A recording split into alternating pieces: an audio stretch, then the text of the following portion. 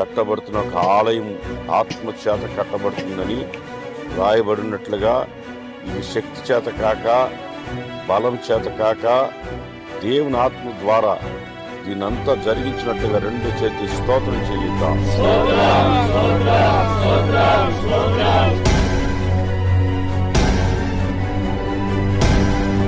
ఆ 5 నుంచి 20